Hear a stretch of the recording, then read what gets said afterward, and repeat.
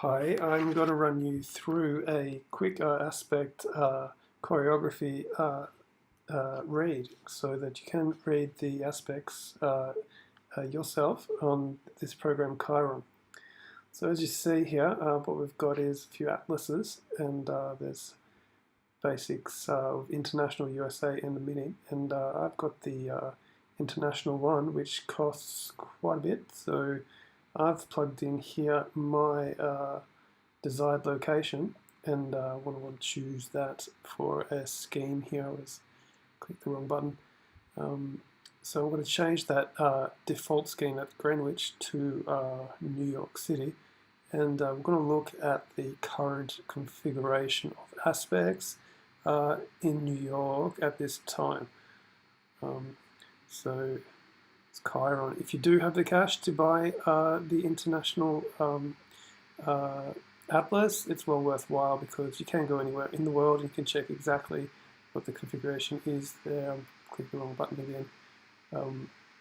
So all you need to do there is create a little class to show how the aspects look where you are. And here they are looking in New York at this time on that calendar there. So what I want to just do here is show you how you can reduce the orbs so that that thick density of it's a nice spin on that, but that density of aspects can be reduced because there's just a lot going on there. It's a bit too much to read for any regular person. So I'm just going to turn it right down there.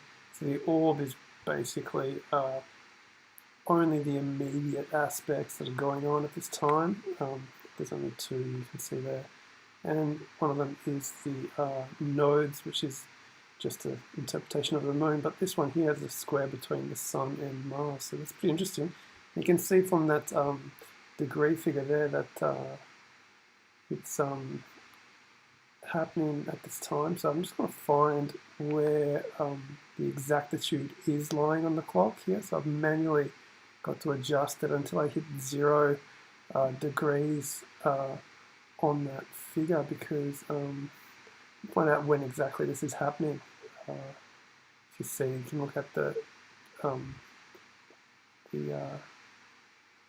count down and the count up surrounding exactitude, but I'll plug in the estimated period, and then looks, the others popped up as well, just because, well, what we're talking about there is the moon, and well, the moon is moving fast, so there's another square between the sun and the moon, and